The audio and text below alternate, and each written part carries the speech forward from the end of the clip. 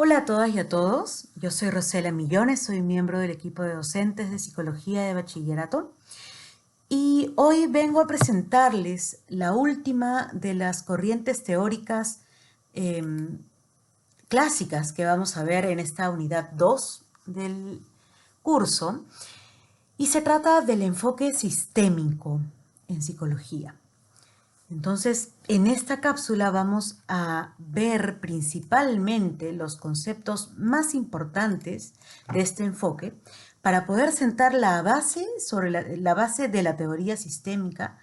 Vamos a revisar los conceptos principales, los planteamientos más importantes que nos van a permitir luego entender los aspectos más complejos que desarrolla este enfoque, que seguramente ya vamos a ampliarlos en la clase sincrónica. En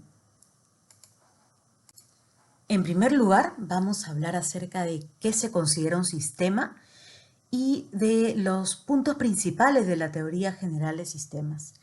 Luego vamos a hablar también de los postulados de Bateson y finalmente vamos a abordar algunos aspectos principales de la cibernética. Para hablar de la teoría general de sistemas, es importante que hablemos antes de Ludwig von Bertalanffy, que es este señor que ven ustedes aquí. Ludwig von Bertalanffy es un biólogo, epistemólogo y filósofo austriaco que nació en 1901 y murió en 1972. Y es él quien postula la teoría de sistemas.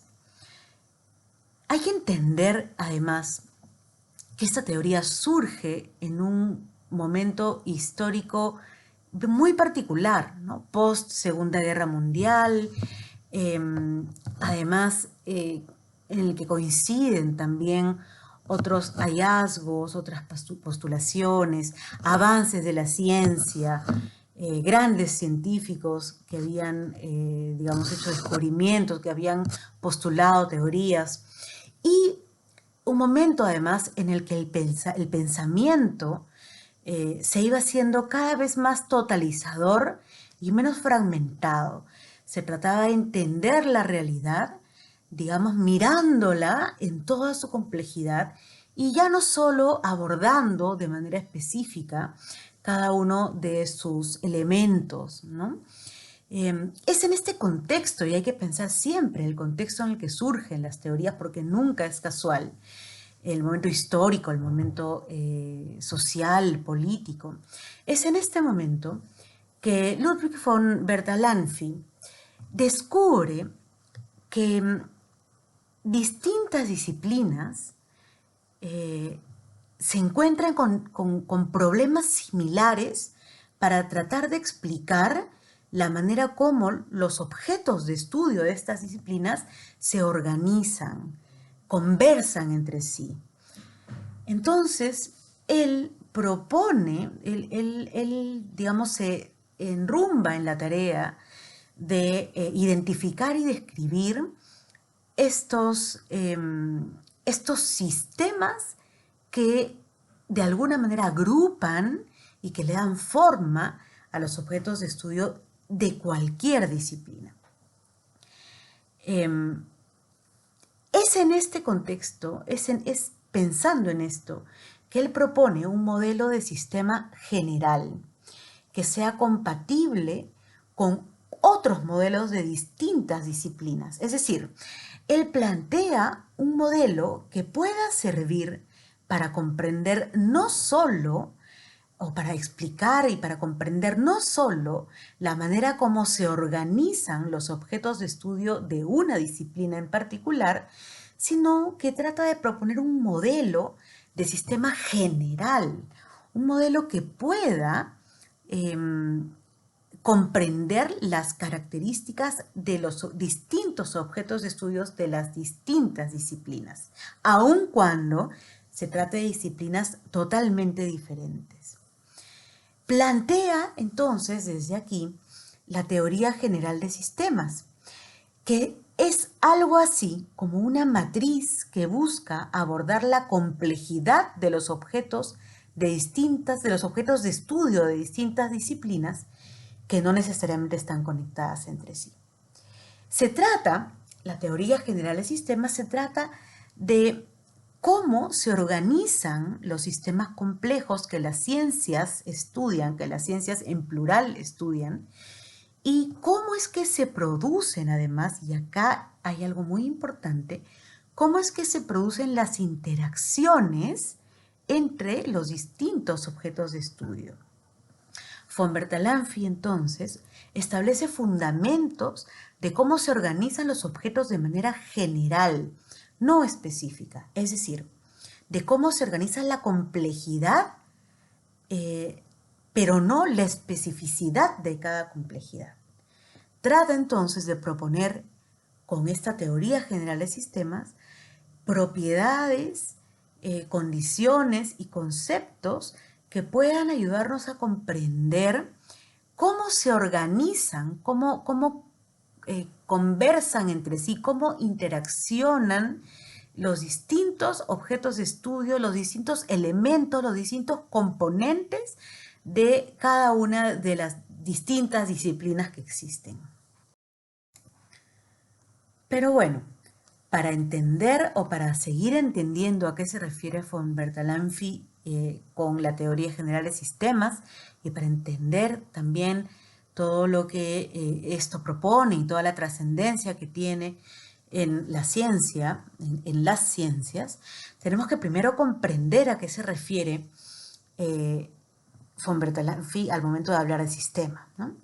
Cuando él habla de un sistema, está hablando de un conjunto de elementos que se encuentran en interacción, un conjunto de elementos que se relacionan entre sí para crear una unidad que vendría a ser el sistema. En esta unidad que es el sistema, importa tanto, por un lado, los elementos que la componen, los elementos que componen el sistema, como también la manera como se relacionan entre sí estos elementos para configurar el sistema. Imaginemos el sistema digestivo del cuerpo humano. El sistema digestivo está compuesto por una serie de órganos, ¿verdad? Distintos, con distintas funciones, con distintas morfologías, y cada uno de estos órganos, que son, digamos, los elementos del sistema, se relacionan entre sí de una manera particular y de la misma manera siempre para configurar el sistema digestivo. Para que este sistema digestivo sea concebido como una unidad, como algo así como un sistema digestivo, importa tanto la presencia de cada uno de estos elementos como la relación que tienen entre sí, la manera como interactúan.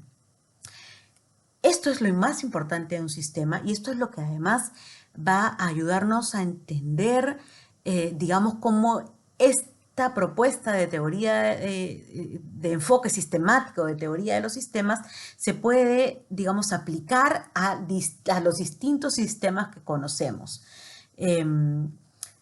Repito, lo importante es pensar que en el sistema importa tanto los elementos, cada uno de los elementos y su propia identidad, como también la manera como estos interactúan y se relacionan entre sí. La identidad del sistema, entonces, es esto. Es la mezcla, es la combinación entre los elementos y la interacción. Si comprendemos esto, es fácil también aterrizar en el postulado principal de la teoría general de sistemas, del enfoque sistémico, que es que el todo es más que la suma de sus partes. Recuerden que hemos dicho que importa tanto los elementos como la manera como estos interactúan, se configuran un sistema. Pensemos en este ejemplo. Cuando yo quiero preparar un plato de comida, mi plato de comida favorito, yo puedo tener cada uno de los ingredientes necesarios para prepararlo. Y es importante que yo tenga cada uno de estos ingredientes. hasta el más pequeño, hasta ese que es una pizquita de algo, una pequeña cantidad de un ingrediente, es importante que esté presente porque cada uno de estos elementos configuran, ¿no? Van a formar el plato que es el producto final. Pero además es importante la manera como van a interactuar cada uno de estos ingredientes. Si yo quiero preparar un pastel de choclo, no puedo poner primero o no puedo poner en simultáneo todos los ingredientes, sino que tengo que ir poniéndolos uno por uno en un orden específico, de una manera particular, porque de otra manera no podría tener yo el mismo resultado. Esto sirve para pensar en esta idea de que el todo es más que la suma de las partes. ¿Se dan cuenta? Yo puedo tener cada uno de los elementos, pero si no los coloco, si no los junto, si no permito que interactúen entre sí en un orden específico, no voy a tener el mismo resultado que podría tener si es que respeto el orden que me indica, por ejemplo, en este caso, la receta. Pensemos también en el cuerpo humano, para volver al ejemplo anterior. Yo, cuando me refiero a un organismo vivo, a un ser humano, yo puedo pensar que es una mezcla de órganos, que es un conjunto, no una mezcla, es un conjunto de órganos. Pero el cuerpo humano no es solo un conjunto de órganos que están todos metidos en un saco, sino que es un conjunto de órganos que funciona de una manera particular, órganos conectados entre sí de una manera específica. Si es que estuvieran conectados, si es que interactuaran de una manera distinta a la que es necesaria para poder configurar un organismo que funcione adecuadamente, no podría ser un organismo, un cuerpo humano que pues pueda desenvolverse de manera adecuada y esperada, ¿no es cierto? Entonces, el cuerpo humano, el sistema, es mucho más que la suma de los órganos que lo componen, ¿no es cierto? El cuerpo humano es un sistema, es un conjunto de elementos con una forma particular en la que estos elementos interactúan entre sí, configurados de tal manera que tienen un orden específico, que tienen una manera de interrelacionarse para poder configurar un cuerpo humano, llamémoslo exitoso, ¿no? Que pueda funcionar adecuadamente. El desarrollo de la teoría general de sistemas se puede dividir en dos periodos. El primero pone el énfasis en las relaciones entre los elementos dentro de un sistema. Pensando en el ejemplo que hemos puesto hace un momento, por ejemplo, en la relación entre los órganos del sistema digestivo, ¿no es cierto? El segundo periodo, en cambio, pone el énfasis, pone la mirada en la relación que existe entre un sistema y su entorno. Obviamente, esto dependerá de qué es lo que estoy definiendo como sistema, porque ustedes entenderán que existen distintos niveles de sistemas. Por ejemplo, volviendo al cuerpo humano, si es que pensamos en la unidad mínima, orgánica mínima, vamos a encontrar la célula. La célula, a su vez, podemos considerarla un sistema que está compuesta también por elementos, ¿verdad? El núcleo, el citoplasma, la mitocondria. La célula, que es una unidad, que es un sistema, está compuesta por elementos. Pero al mismo tiempo, si vamos ampliando la mirada, podemos pensar en un órgano del cuerpo humano. Pensemos, por ejemplo, en el pulmón. El pulmón es un órgano del cuerpo humano con una función específica y este órgano está compuesto también por una serie de elementos, ¿no? A su vez, el pulmón puede ser visto como un elemento de un sistema más grande, como el sistema respiratorio, ¿verdad? Al mismo tiempo, el sistema respiratorio como una unidad puede ser vista como un elemento de un sistema más grande, como por ejemplo lo es el cuerpo humano. Y así sucesivamente. Podemos encontrar distintos sistemas o distintos niveles de sistemas, ¿verdad? Que existen en el mundo cotidiano. Entonces, en este segundo periodo, en el que la mirada está puesta en la relación entre el sistema y su entorno, va a depender de desde qué perspectiva estoy mirando el sistema o cuál es el sistema que yo estoy mirando como una unidad. Y de acuerdo a eso, se estudiará, se pondrá el énfasis en la relación de este sistema que yo estoy entendiendo como una unidad y del espacio, del contexto que lo rodea, de su entorno, ¿verdad? Por otro lado, von Bertalanffy plantea también que existen dos tipos de sistemas. Están los sistemas cerrados y los sistemas abiertos. Los sistemas cerrados son aquellos que tienden a la desorganización, mientras que los sistemas abiertos tienden a la organización y a la heterogeneidad. Un sistema cerrado, entonces, vendría a ser un sistema físico, sin vida, que no interactúa con otros agentes físicos, con otros objetos, con otros sistemas cerrados o con otros sistemas en general situados fuera de él y que, por lo tanto, no intercambia energía con su entorno. Por el contrario, el sistema abierto es el sistema que sí interactúa de manera dinámica, activa con su entorno, que, digamos, produce, ¿no?, un intercambio de energía. Y por lo tanto estamos hablando entonces de los sistemas vivos, de los seres vivos. Hay algunos principios que le son propios a estos sistemas abiertos. En primer lugar, tenemos que la estabilidad del sistema se debe a la homeostasis. La homeostasis, que es un término planteado por Cannon, es el equilibrio dinámico entre entradas y salidas del sistema. Por ejemplo, pensemos en la temperatura del cuerpo versus la temperatura del ambiente, la temperatura del cuerpo humano versus la temperatura del ambiente. Cuando estamos en un espacio muy frío, nuestro cuerpo reacciona a ese frío produciendo calor, generando energía para poder contrarrestar el frío del ambiente.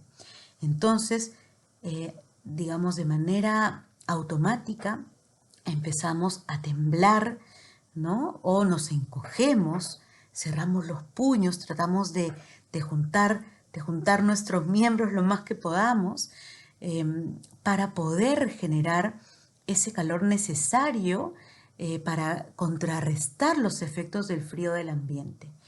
Entonces, este es un ejemplo de la homeostasis planteada por Cannon, ¿no?, que es esta dinámica de equilibrio que existe entre las energías del entorno y la energía del sistema.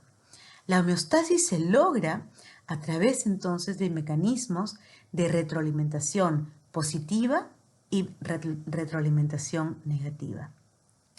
Otro principio de los sistemas abiertos es el principio de la equifinalidad, que plantea que diversos caminos van a llegar a un estado final uniforme, es decir, que existen distintas posibilidades para que un sistema mantenga su estabilidad o mantenga un estado específico. Según este principio, a partir de diferentes condiciones iniciales y por diferentes caminos, no solo por uno solo, se puede alcanzar el mismo estado final. Como consecuencia de esto, los sistemas vivos, los sistemas abiertos, no pueden ser explicados en términos de causalidad, dado que las circunstancias iniciales no los determinan. También tenemos el principio de la retroalimentación, que es un mecanismo por el que los sistemas se controlan, ¿no? Un mecanismo de control de los sistemas que permite que los sistemas puedan recuperar información o recibir información del entorno con el fin de poder usarlo para cambiar algunos aspectos del sistema para desarrollar un nuevo resultado, para poder exhibir una nueva conducta, para acciones futuras que busquen, que siempre van a estar orientadas a la homeostasis, al equilibrio del sistema. Ahora que hemos revisado algunos de los conceptos principales de la teoría general de sistemas, vamos a hacer una pequeña pausa para poder abordar la segunda parte, en la que veremos los planteamientos de Bateson y terminaremos con el concepto de la cibernética. Aprovechen este momento para descansar un momento, caminar un rato, tomar un poco de agua o comer algo, y después retoman el siguiente video, que es la continuación de este. Nos vemos luego.